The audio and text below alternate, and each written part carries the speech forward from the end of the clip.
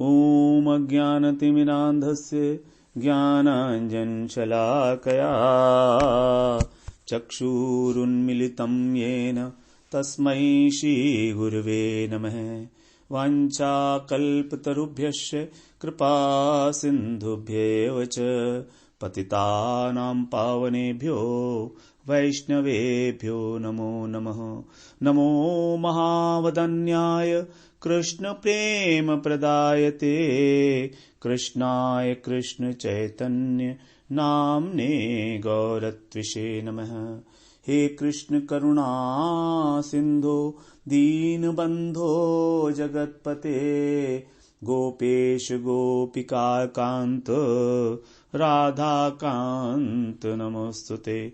तप्त कांचन गौरांगी राधे वृंदावनेश्वरी वृषभानुसुते देवी प्रणमामि हरिप्रिये। वृंदाय तुलसीदेव्यै प्रियायै केशवस्य च कृष्ण भक्ति प्रदे देवी सत्यवत्यै नमो नमः।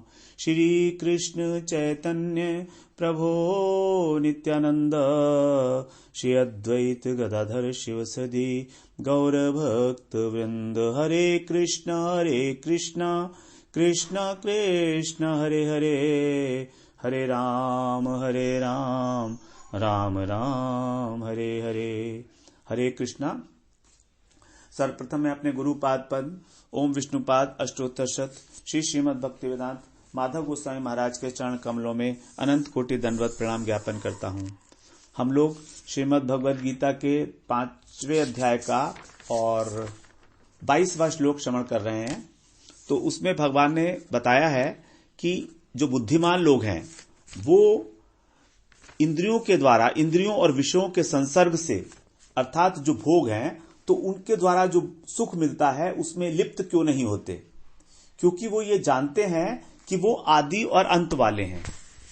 उनका आदि भी है और अंत भी है, ये तो एक कारण है। और दूसरा कारण है कि वो सारे के सारे सुख दुख में ही परिवर्तित हो जाएंगे, अंत में वो दुख की उत्पत्ति का कारण ही बनेंगे जितने भी भोग हैं संसार के।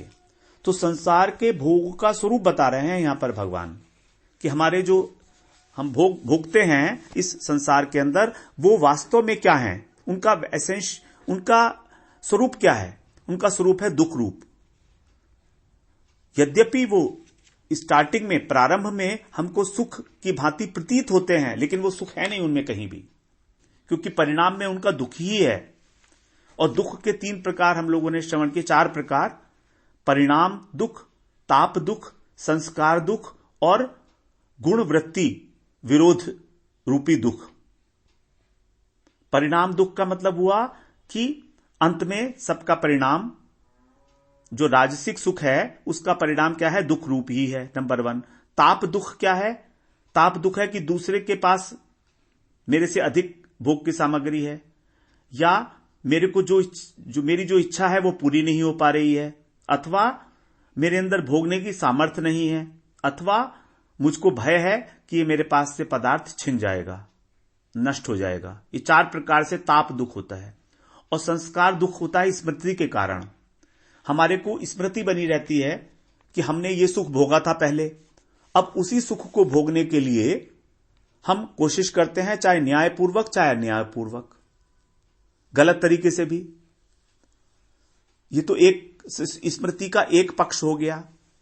और दूसरा पक्ष है स्मृति का कि हम लोग जब बड़े हो जाते हैं, हमारी इंद्रियां काम नहीं करती हैं, अथवा हमारे पास उतना धन नहीं रहता, तो हम लोग अपनी पुरानी बातों को याद करते हैं कि देखो मैं पहले कितना सुख भोगता था और आज मेरे पास कुछ भी नहीं रहा, ना भोगने की सामर्थ्य रही।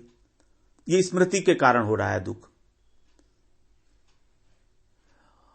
और चौथा जो बताया था उसका कारण था कि वो हमको गुण की जो वृत्तियां हैं, 3 प्रकार के गुण होते हैं, तो 3 प्रकार के सत्वगुण, रजोगुण और तमोगुण, उन तीनों के अंदर जो है परस्पर में विरोध होता है, परस्पर में उनमें विरोध देखा जाता है। तो उस विरोध के कारण दुख हो जाता है हमको। जैसे यदि कोई व्यक्ति चाहता है कि वो मीठा खाए, लेकिन उसकी जो बुद्धि है वो उसको रोक लेती है। तो मन तो कह रहा है उसको खाने के लिए, अब बुद्धि उसको कह रही है रोकने के लिए। तो यही दुख है कि देखो मैं इच्छा होते हुए भी अपनी खा नहीं पा रहा हूं। ये गुणों की वृत्ति, प्रकृति के तो 3 गुण हैं, उनकी वृत्तियों के कारण, और ये तो होगा ही होगा, स्वाभाविक है ये। फिर बाद में यहां आ रहे हैं, इसीलिए जो बुद्धिमान पुरुष है वो इनमें रमण नहीं करता। रमण नहीं करता मतलब इनमें लिप्त नहीं होता, क्योंकि जो बुद्धिमान पुरुष है वो कोई भी कर्म करेगा पहले उसका परिणाम देखेगा कि इसका अंत कैसा है।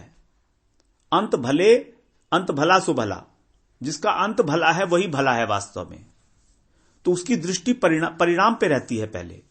यदि परिणाम दुखजनक है तो वो उस भोग के अंदर सुख को ग्रहण नहीं करता, अर्थात उस भोग को अवॉइड करता है। केवल देह यात्रा के लिए जितना आवश्यक है उतना ग्रहण करता है, उतना स्वीकार करता है, और वो भी आसक्ति से रहित होकर, निष्काम भाव से। क्योंकि शरीर निर्वाह के लिए कुछ भोग तो ग्रहण करने पड़ेंगे, खाना तो खाना पड़ेगा, सोना तो पड़ेगा। तो ये सब जितनी भी क्रियाएं हैं उसको भी वो करेगा अनासक्ति पूर्वक। इसलिए वो उसमें रमता नहीं है, मतलब उसमें अधीन नहीं होता, उनके आसक्त नहीं होता उनसे। ये जानकर कि सारे के सारे जितने भी दुख हैं, वो सुख दिख रहे हैं, ये सब इनके बेस में, इनके मूल में दुख ही छुपा हुआ है। तो वो अपने इस ज्ञान को महत्व देता है, और ज्ञान को महत्व देने के कारण बुद्धिमान कहलाता है। हम लोग सब ये बात जानते हैं। ये बात कौन नहीं जानता कि खुजली में खुजाना नहीं चाहिए। अगर शरीर में खुजली आए तो उसको खुजाना नहीं चाहिए, क्योंकि उससे खुजली और बढ़ेगी। ये बात कौन नहीं जानता? सब जानते हैं। लेकिन हम इस जानकारी को महत्व नहीं देते, इसलिए हम लोग अविवेकी कहलाते हैं।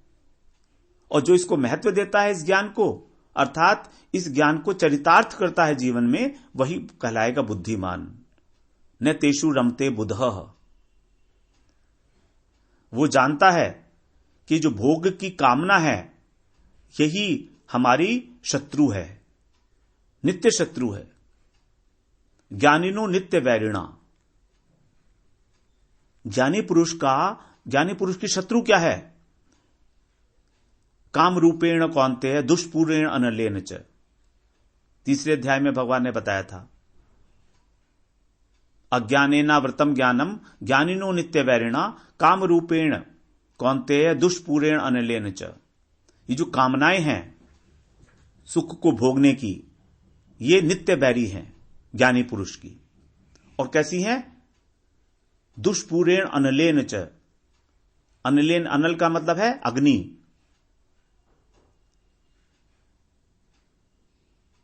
तो ये अग्नि के समान है, दुष्पूर है। दुष्पूर मतलब इसको कभी पूरा कर ही नहीं सकते। तो ज्ञानियों की भी ये नित्य बैरी है कामना, क्योंकि इससे ज्ञान ढक जाता है। 3 प्रकार से ज्ञान ढकता है। 3 प्रकार की कामनाएं अवस्था के हिसाब से, मृदु, मध्य और तीव्र। 3 अध्याय में भगवान बता चुके हैं कि किस प्रकार से जो कामना के द्वारा है वो ज्ञान भी ढक जाता है पूरा। तो अगर तीव्र कामना है तो संपूर्ण रूप से ज्ञान ढक जाता है, जैसे गर्भ जेर से ढका होता है। और अगर मध्यम कामना है, बीच के लेवल की, तो वो इस प्रकार से ढकता है जैसे अग्नि से धुआं ढकता है, धुएं से अग्नि ढक जाती है। और अगर मृदु कामना है, बहुत कम है, तो वो ऐसे ढकता है जैसे मैल से शीशा ढक जाता है, उसको आराम से साफ कर सकते हैं। ये उल्टा हो गया। जो मृदु कामना है वो होता है अग्नि और धुएं के समान, और जो मध्यम कामना है वो होती है शीशे के ऊपर मैल के समान। यथा दर्शो मलेन च। तो भोग की कामना ये ज्ञानियों की वैरी है, इसलिए जो बुद्धिमान व्यक्ति है वो इसमें आसक्त नहीं होता, और जो अविवेकी है, अल्प बुद्धि है, ज्ञान को महत्व नहीं देता, जानता है मगर महत्व नहीं देता, उसके अनुसार कार्य नहीं करता, भोगों में गुण बुद्धि रखता है,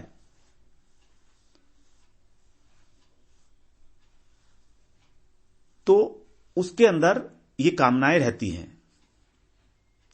तो हमारे अंदर अगर अंतःकरण में जो 3 प्रकार के दोष बताए थे, मल, आवरण और विक्षेप, अगर ये नहीं है तो फिर भोग में आसक्ति नहीं होगी। और ये तीनों का लिंक है हमारी अविद्यावृत्ति से। हमारे हृदय के अंदर हमारे शत्रु बैठते हैं, काम, क्रोध, लोभ, मोह, मद, मत्सर, और जो माया की वृत्ति है, अविद्या वृत्ति, वो भी हमारे हृदय में रहती है, अंतःकरण में रहती है, वो भी साथ साथ, इसीलिए ढक लेती है, वो उसको, ज्ञान को ढक लेती है हमारे। अब यहां पर पहले श्लोक में, इससे पहले वाले श्लोक में भगवान ने बताया था कि ब्रह्म योग से युक्त होकर अक्षय सुख की प्राप्ति बताई थी, अक्षय सुख। तो वहां पर ब्रह्म योग था, तो योग की तुलना यहां पर संयोग से की है। वहां पर ब्रह्म योग कहा था, यहां पर कहा है संस्पर्श जा, यानी इंद्रिय और विषय का संयोग। तो योग और संयोग ये दोनों अलग अलग चीजें हैं। योग और संयोग, कई बार हम सोचते हैं कि योग और संयोग एक ही चीज है, नहीं, ऐसा नहीं है। योग और संयोग में बहुत अंतर है, अलग अलग है बिल्कुल। कैसे? जैसे जब दुख, योग क्या है? योग की परिभाषा भगवान ने बताई है 6 अध्याय में 23वें श्लोक में, तम विद्यात दुख संयोग वियोगम योग संगितम। बड़ी अच्छी परिभाषा बताई है भगवान ने। तम विद्यात दुख संयोग वियोगम योग संगितम, अर्थात उस रूप को, उस चीज को योग जानो। योग उसको कहते हैं जो दुख के संयोग से रहित अवस्था है। दुख संयोग वियोग, दुख के संयोग से रहित अवस्था को भगवान ने योग कहा है, उसको तुम योग जानो। दुख का संयोग और उससे रहित होना। तो दुख क्या मतलब है? दुख का मतलब है संसार।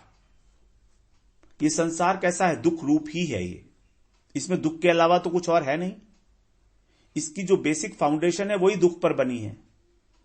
तो इस दुख रूपी संसार के साथ जो वियोग है उसको हम योग मत जानना चाहिए, क्योंकि हमारी संसार के प्रति आसक्ति हो रही है। संसार के प्रति आसक्ति होना दुख है, और इस आसक्ति का नाश हो जाना, अर्थात संसार दशा का नाश हो जाना, अर्थात संसार से वियोग, अर्थात दुख रूपी संसार से वियोग,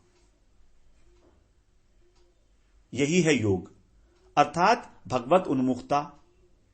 जब संसार से वियोग हुआ तो उसी क्षण, जैसे ही संसार से जितनी जितनी मात्रा में संसार से अनासक्ति हुई, उतनी उतनी मात्रा में हम भगवान के सम्मुख होते चले जाएंगे।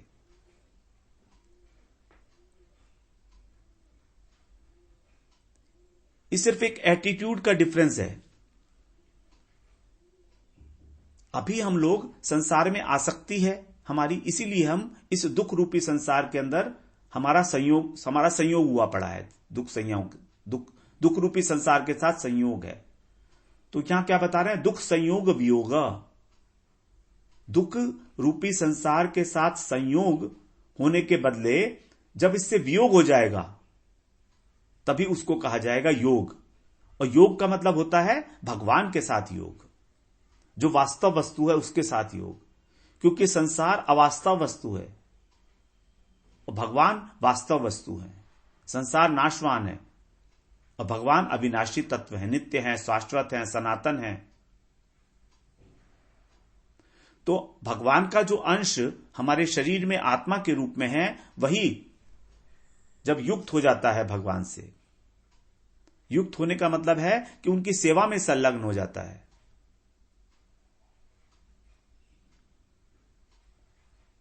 योग का मतलब यहां पर सायुज्य नहीं है। योग का मतलब है मर्ज हो जाना नहीं है। युंजात, युज शब्द से बना है योग शब्द, और युज शब्द का अर्थ होता है जैसे बैलगाड़ी के अंदर जब बैल को जोड़ दिया जाता है तो उसको बोलते हैं युज। बैल को गाड़ी में जोत दिया गया, वही है योग। तो वहां पर बैल जो है वो गाड़ी नहीं बन गया है, या गाड़ी बैल नहीं बन गई है, बल्कि दोनों एक साथ हैं, अब मिल गए हैं। मतलब अगर बैल चलेगा तो गाड़ी भी चलेगी साथ साथ। यही है युज धातु का वास्तविक अर्थ। लेकिन इसका जो कुअर्थ कर दिया गया है मायावादियों के द्वारा कि वो आत्मा परमात्मा में जाके मिल जाएगी। भगवान ने यहां पर कई बार शब्द का इस्तेमाल किया, प्रवेष्टुम, प्रवेश कर जाएगी, प्रवेश कर जाना, भगवान की लीलाओं में प्रवेश कर जाना। 18वें अध्याय में 11वें अध्याय में भगवान ने इस तरह की बातें की हैं कि जो मेरा भक्त है वो मेरे में मुझको जानकर मुझ में प्रवेश कर जाता है। 11वें अध्याय का 54वां श्लोक है, ज्ञातुम दृष्टुम च तत्वेन प्रवेष्टुम च परंतप। ज्ञातुम दृष्टुम च तत्वेन, वो मुझको जानकर और दृष्टुम, मुझे देखकर, तत्वेन, तत्वपूर्वक, प्रवेष्टुम, प्रवेश कर जाता है। तो यहां पर प्रवेश करना भगवान में मर्ज हो जाना नहीं है। जैसे हम अपने घर में प्रवेश करते हैं तो घर ही नहीं बन जाते, हम अलग हैं, घर अलग है। हम अलग हैं और घर अलग है, फिर इसमें मर्ज होने की बात ही कहां से आई है। 18वें अध्याय में 55वें श्लोक में बोला भगवान ने यही बात, ततो माम तत्वतो ज्ञात्वा विशते तदंतरम।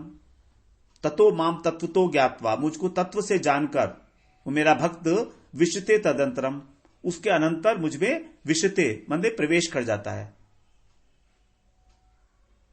विष धातु प्रवेश के अर्थ में ली गई है। विष धातु में कभी भी मर्जिंग का सेंस नहीं है। तो यहां पर योग का अर्थ कभी भी सायुज्य नहीं है, जिसको हम सायुज्य मुक्ति बोलते हैं। तो 3 शब्द आए हैं इसमें, संयोग, वियोग और योग। ये तीनों शब्द हैं, संयोग, वियोग और योग। तो संयोग और वियोग ये दोनों विपरीत अवस्थाएं हैं। यदि संयोग है तो वियोग नहीं होगा, और अगर वियोग है तो संयोग नहीं होगा। इन तीनों शब्दों को एक बार हम लोग समझ लेंगे तो आसानी रहेगी हमें आगे भी। संयोग, वियोग और योग, हमको जो राजसिक सुख की प्राप्ति होती है वो होती है संयोग के द्वारा, इंद्रियों के द्वारा। जब विषयों का संयोग होता है इंद्रियों के साथ, जब विषयों का संयोग होता है, जैसे नेत्र जब सुंदर रूप का पान करते हैं, जीवा जब स्वादिष्ट भोजन करती है, कान जब अपनी प्रशंसा सुनते हैं, नासिका जब सुंदर सुगंध ग्रहण करती है, और त्वचा कोमल स्पर्श जब उसको होता है त्वचा को। तो यहां पर इंद्रियां अपने अपने इंडिविजुअल जो उनके विषय हैं उसको जब ग्रहण करती हैं, और अनुकूल विषय को ग्रहण करती है, अनुकूल, प्रतिकूल नहीं, तब उसको सुख की प्राप्ति होती है। और अगर प्रतिकूल विषय है तो दुख की प्राप्ति होती है। अगर दुर्गंध आ रही है तो दुख की प्राप्ति होगी। अगर कोई ऐसा भयानक दृश्य देख लिया, डरावना, तो दुख की प्राप्ति होगी। उसी प्रकार से अगर हमने अपनी निंदा सुनी या किसी ने हमको गाली दी तो हमको दुख की प्राप्ति होगी। तो जो हमारे अनुकूल है मन के, उसके साथ अगर संयोग होगा इंद्रियों का तो सुख, और प्रतिकूल होगा तो दुख। तो ये तो हो गया हमारा संयोग। अब क्या कह रहे हैं वो कि जागृत अवस्था में हमको हमारी इंद्रियों का विषयों के साथ संयोग होता है। हमारी इंद्रियों का विषयों के साथ संयोग कब होगा? जागृत अवस्था में होगा। अगर जागृत नहीं है तो संयोग ही नहीं है। तो इसको बोलेंगे अब संयोगज भोग, संयोगज जो संयोग से उत्पन्न हुआ है। अब दूसरी बात करते हैं वियोग। वियोग का मतलब है दूर जाना। संयोग का मतलब है दो चीजों का, वस्तुओं का मिलना, और वियोग का मतलब है दो चीजों का बिछुड़ना। तो वियोगज भोग भी होता है। पहले हमने बात की अभी संयोगज भोग, संयोग के द्वारा उत्पन्न भोग। अब हम बात करते हैं वियोगज भोग, वियोग के द्वारा उत्पन्न भोग। इसमें क्या होता है? यह होता है सुषुप्ति के अंदर। सुषुप्ति में मतलब डीप स्लीप अवस्था में, सोने की अवस्था में। वहां पर क्या होता है? हमारी इंद्रियों का विषयों से वियोग हो जाता है। हमारी इंद्रियां सो जाती हैं, अविद्या में लीन हो जाती हैं। तो ना तो हमारा मन जाग रहा होता है, ना हमारी बुद्धि और ना हमारी इंद्रियां। ऐसी कंडीशन में जो भोग हो रहा है उसको बोलते हैं वियोगज भोग। ये जो भोग हो रहा है ये इसलिए हो रहा है कि हम संसार को भूल गए हैं। और ये भूले क्यों हैं हम? विस्मृति क्यों हुई है? क्योंकि हमारा संसार से वियोग हो गया है। हम संसार के साथ वियोग हो गया मतलब हम उसको भूल गए। तो इसको बोलेंगे वियोगजन्य विस्मृति, और इसको बोलेंगे वियोगज भोग। क्योंकि सुषुप्ति के समय भी हमको एक सुख की अनुभूति होती है, जो आत्मा का जो आभास है वो, उसके कारण जब हम सोकर उठते हैं तो हम बोलते हैं कि हम बहुत सुख से सोए। इसका कारण यही है कि जो आत्म तत्व था उसका आभास कुछ बहुत थोड़ा सा क्षीण, वो उस समय हमको प्राप्त होता है। इसको बोलेंगे वियोगज भोग। अब तीसरी अवस्था है योग। तो संयोग और वियोग तो दोनों विपरीत हो गई, लेकिन योग बिल्कुल निरपेक्ष अवस्था है, इनसे दोनों से अलग है, बिल्कुल अलग है।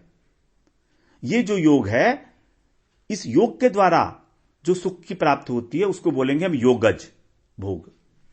कर्म योग, ज्ञान योग, अष्टांग योग, भक्ति योग। तो ये वाला जो सुख है ये संयोग और वियोग से होने वाले जो सुख से बिल्कुल अतीत है, निरपेक्ष है उससे। तो यहां पर जिसकी बात की जा रही है अक्षय सुख की, वो सुख जो है वियोगज भोग है। योगज योग के द्वारा हो रहा है। ब्रह्म योग युक्त आत्मा सुखम अक्षयम अश्नुते। तो इस प्रकार संयोगज सुख से वियोगज भोग श्रेष्ठ है। अब 3 प्रकार के सुख हो गए हमारे, संयोगज, वियोगज और योगज। संयोगज का मतलब संयोग से उत्पन्न, वियोग से उत्पन्न और योग से उत्पन्न। तो संयोग के सुख से वियोग का सुख उत्तम है, श्रेष्ठ है, और वियोग वाले सुख से उत्तम है योग के द्वारा सुख। क्योंकि संयोग से उत्पन्न होने वाला सुख प्रारंभ में सुख होता है, लेकिन दुख का रूप ही है वो एक प्रकार से।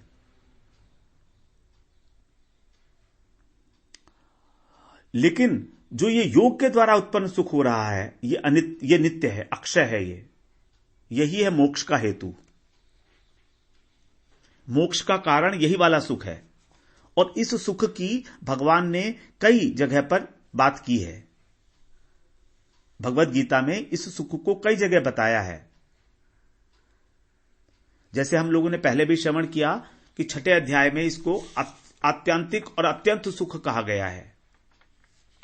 उसी प्रकार से 5वें अध्याय में ही जो तीसरा श्लोक था उसमें बताया था भगवान ने सुखम बंधात प्रमुच्यते। इस सुख पूर्वक वो जो है संसार बंधन को नाश कर देता है। चाहे सांख्य योग हो चाहे कर्म योग हो। कि भगवान ने बताया था ना 5वें अध्याय के 3रे श्लोक में। एक बार देख लेते हैं क्या है। सुखम बंधात प्रमुच्यते, निर्द्वंदो ही महाभावो सुखम बंधात प्रमुच्यते, कि वो निर्द्वंद हो जाता है।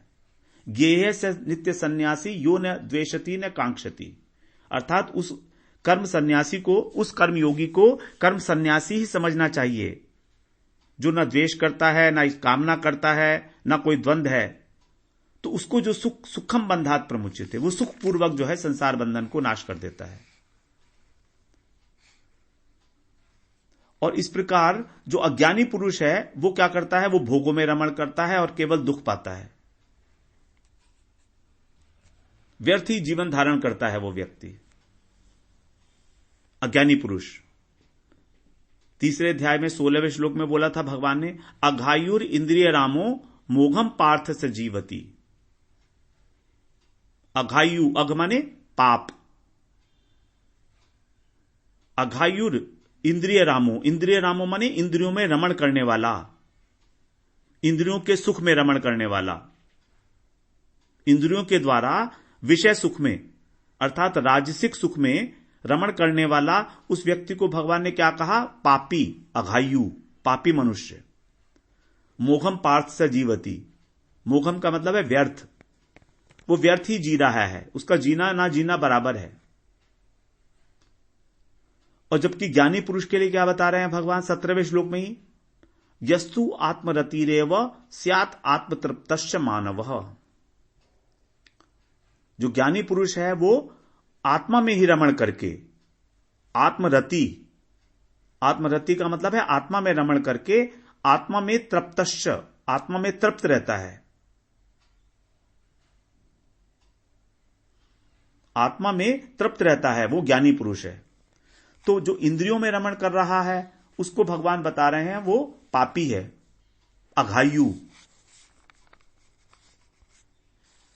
और जो ज्ञानी है वो आत्मा में ही रमण कर रहा है और आत्मा में ही तृप्त है। वो रमण कर ही इसीलिए रहा है क्योंकि उसको तृप्ति मिल रही है एक, और इसको तृप्ति कौन सी मिल रही है, ये वाला है सुख योगज सुख, जो ज्ञान योग के द्वारा प्राप्त हुआ है उसको। सांख्य योग, ज्ञान योग, ब्रह्म योग, कुछ भी कहें हम उसको, कर्म संन्यास योग, इसके अलग अलग नाम हैं। कर्म संन्यास योग, सांख्य योग, ज्ञान योग, एक ही बात है ये। इसका जो लक्ष्य है, इसका जो उद्देश्य है वो यही है, ब्रह्म सुख की अनुभूति। ब्रह्म योग युक्तात्मा सुखम अक्षयम अश्नुते, अक्षय सुख की प्राप्ति जिसका कभी क्षय नहीं है। यही बात जो है पद्म पुराण में बताई गई है कि वो क्या करता है, रमन्ते योगिनो अनंते सत्यानंदे चिदात्मनि इति राम पदे न सौ परम ब्रह्म अभिधीयते।